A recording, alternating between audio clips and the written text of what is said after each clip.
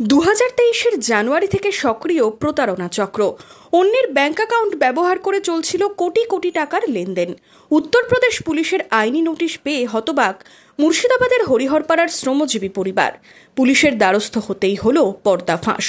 হরিহরপাড়ার পাঁচগাছি এলাকার আরিফ শেখ নামে এক যুবকের ব্যাংক অ্যাকাউন্ট ব্যবহার করে কোটি কোটি টাকার প্রতারণার অভিযোগ হয় বহরমপুর সাইবার থানায়। ওই যুবকের মায়ের লিখিত অভিযোগের ভিত্তিতে 3 যুবককে গ্রেপ্তার করল পুলিশ। প্রায় 7 কোটি টাকা একটা কমপ্লেনেন্টের কাছে এসেছে যে তার ছেলে ওদের অ্যাকাউন্ট দিয়েছিল, সেই অ্যাকাউন্টটাকে মিসইউজ করে ওরা প্রায় 7 কোটি টাকার পরে ট্রানজ্যাকশন করে, যে বিভিন্ন ফ্রডে ব্যবহার করে।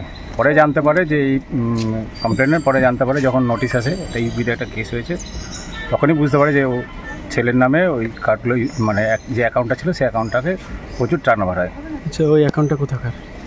অ্যাকাউন্টটার এই কমপ্লেনের ছেলের অ্যাকাউন্ট, সেটা এদেরকে দিয়েছিল, যার ফলে সেটা ওরা মিসইউজ করেছে, করে ওখানে ফ্রডের পয়সা ঢুকিয়ে ওরা বেনিফিশিয়ারি। পুলিশ সূত্রে জানা গেছে ধৃতদের নাম রাকেশ মণ্ডল, শাহাবুল শেখ, বাড়ি ডলটনপুর এলাকায়, এবং আব্দুর রৌফ শেখ, তাঁর বাড়ি শিবনগর এলাকায়।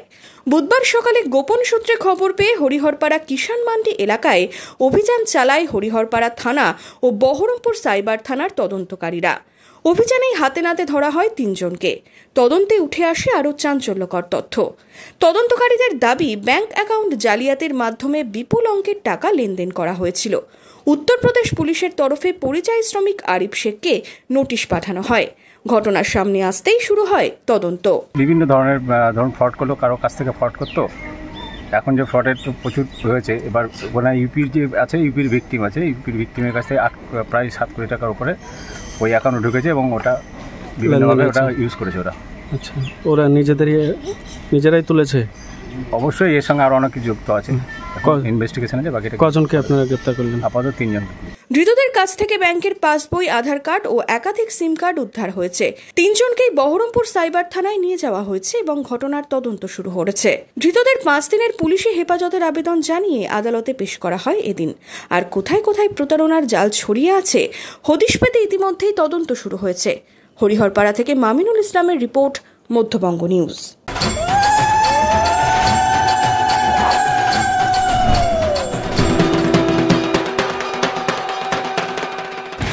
পাড়ায় পাড়ায় পুজোর লড়াই, পাওয়ার্ড বাই কেনাকাটার বস্ত্র বিপণী মনমোহিনী।